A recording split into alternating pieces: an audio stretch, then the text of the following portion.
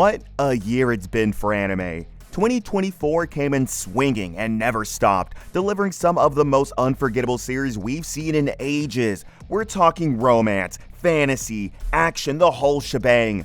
Before we close this chapter, let's look back at the absolute best shows that made 2024 a year to remember. Do not look any longer.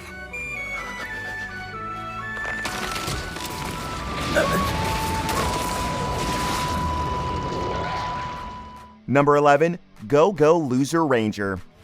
I'm so done with this play acting. Sometimes life just gives you lemons, and you can only pretend to be an evil monster getting beaten up by superheroes every Sunday for a living. That's the reality for our protagonist, who's had enough of this humiliating gig. See, the Dragon Keepers aren't the heroes everyone thinks they are. Those weekly battles against the monster army, all staged. The real invasion was defeated years ago, and now the surviving monsters are forced to play punching bags for these fame-hungry heroes just to stay alive.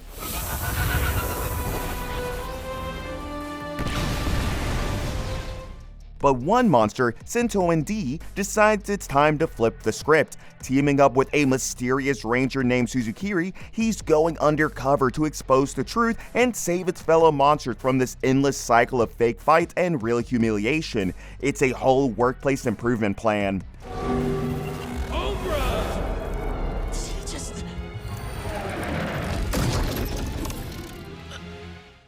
Number 10, Windbreaker. Haruka Sakura, over at Furin High. Who knew punching every problem had its merits? For Haruka Sakura, it's been his only solution since childhood. Being different made him an outcast, but it also made him tough as nails, and that's exactly what his new school needs. Furin High School isn't your typical academic institution. Its students, known as Bofurin, are more interested in protecting their town than acing tests. When Sakura stumbles into a street fight with his soon-to-be classmates, he discovers something new. People who actually appreciate his fighting skills instead of fearing them. Guardians of the neighborhood? That sounds awesome! I'm totally in! But old habits die hard, and accepting kindness isn't exactly Sakura's strong suits. Now, with real threats targeting the town and his newfound allies, he'll have to learn that sometimes fighting for others hits different than fighting alone.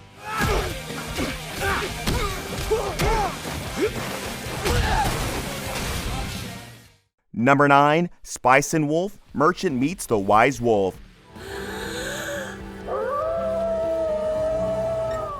Wolf tail? Check. Wolf ears? Check. An entire wolf? Well, that's what merchant craft Lawrence finds hiding in his cart, though she prefers to take the form of a beautiful woman who just happens to keep the accessories. Meet Holo, a centuries-old wolf deity who's decided she's done blessing harvest in the village of Paslo. The north. Now she's looking for a ride back to her northern homeland, and Lawrence is about to learn that having a wise wolf as a business partner comes with some interesting perks and complications. Together, this unlikely duo travels from town to town, mixing sharp wit with shrewd business deals. But when you're partnered with a legendary wolf goddess, simple merchant life gets a whole lot more interesting and dangerous.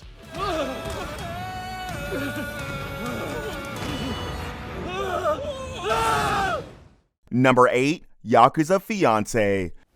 Ah, いいよ。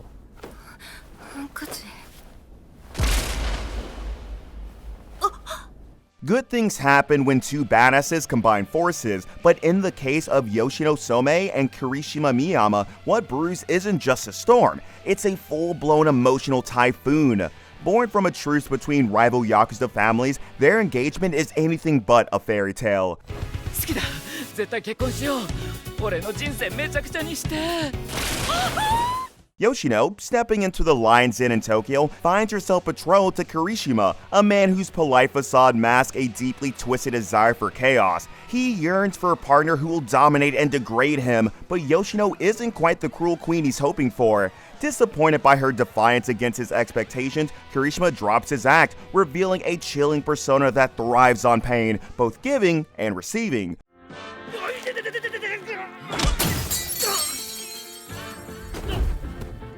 But Yoshino isn't just any Yakuza princess. She's smart, resilient, and now utterly pissed off. Instead of crumbling under Kirishima's psychological warfare, she opts for a different strategy: seduce and destroy. Her plan? Make the masochistic Yakuza fall head over heels for her, only to shatter his heart into a million pieces, teaching him a lesson in true emotional pain.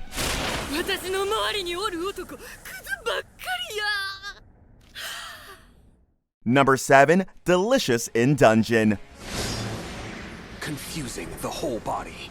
Some wise sage said, you can't defeat your enemies on an empty stomach, and Lyles took it to heart by literally putting his enemies in his stomach. When his sister gets eaten by a dragon, this adventurer's rescue mission comes with an unexpected flavor twist. With no money for supplies and a dungeon full of monsters between him and his sister, Lyles and his loyal companion stumble upon an unusual solution: eating the very creatures trying to kill them. When killing squid and octopi, you stab right between the eyes! Thanks to Senshi, a dwarf who turns monster parts into gourmet meals, they're turning combat encounters into cooking lessons. Now it's a race against time and digestion, as this hungry party discovers that dungeon crawling is better with the side of monster cuisine. Who knew that slaying dragons could be so delicious? Number 6. Pseudo Harum.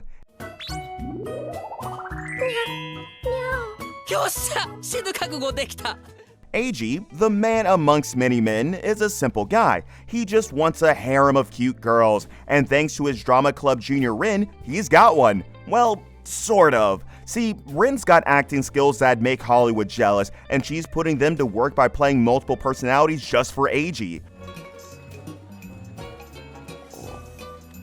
One minute she's the flirty type, next she's the cool beauty, and sometimes she's the shy girl, all while being, well, just Rin. But here's the real plot twist. Behind all these characters, the actual Rin might be trying to steal more than just the spotlight. It's an insane application of method acting.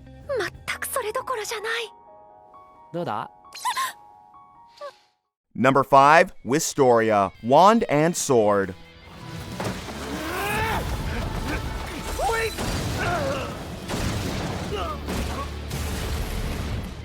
What if your childhood dream was to hold the sky? For Will Surfort, that dream meant reaching the top of the wizard's tower alongside his best friend, Elfaria. Only problem, she's already there, and he can't use magic to save his life. In a world where magic is everything, Will has got nothing but a sword and sheer determination. It's like a bolt of lightning. While Elfaria soared to become one of the 5 most powerful mages, a Magiavander, he's stuck being the Academy's black sheep. But don't count him out just yet. Turns out you don't need spells when you can slice through both monsters and mages with pure skill. Now Will's fighting his way up that tower, one floor at a time, because sometimes keeping a childhood promise is worth more than all the magic in the world.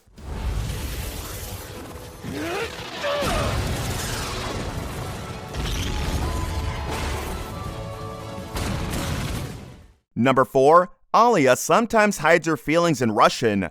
Thank you for the truly spectacular view. I'll remember it as long. No! Bilinguals know exactly what it's like to vent your feelings in another language. It just hits different. And for Alia, the perfect student council treasurer, muttering sweet nothings in Russian about her lazy classmate Masachika is her favorite guilty pleasure. Mashka. What is it? Did you just say something? Little does she know, this seemingly unmotivated guy understands every single word. Thanks to an old childhood friend, Masachika got Russian down pat. So while Alia thinks she's keeping her crush under wraps with her foreign confessions, he's getting an earful of her true feelings. Milashka. Why are you sitting there calling me a cutie?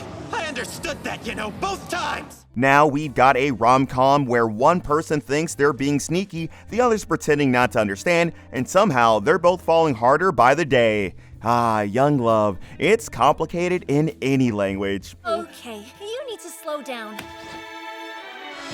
Sorry, she's taken, boys. Number 3. Suicide Squad Isekai.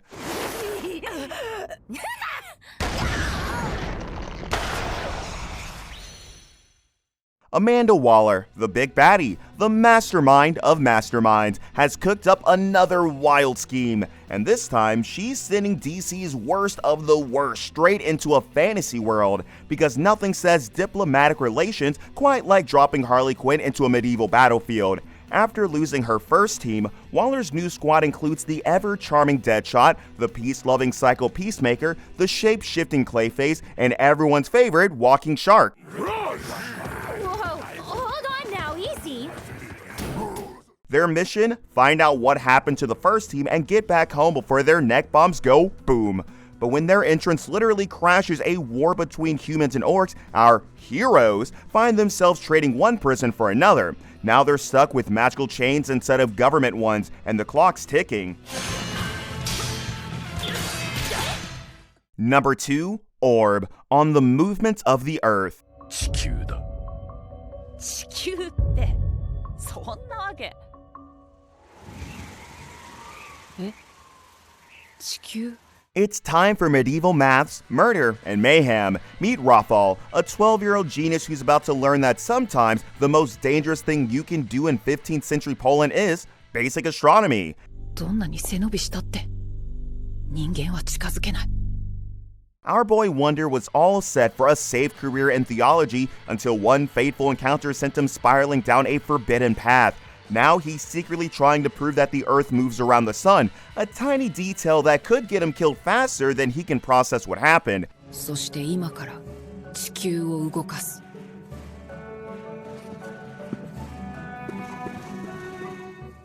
Between dodging the church's watchful eye and doing some seriously risky calculations, Rafal's about to find out that scientific revolution isn't just about moving planets, it's about having the guts to move against an entire world order. 偉大で広大で過当な地球ごときとは調和しない。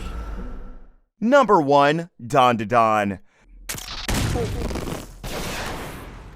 Men, there are times where having the balls is more important than actually having them. Just ask Ken, whose first supernatural encounter left him literally missing some parts. But hey, at least he made a friend along the way.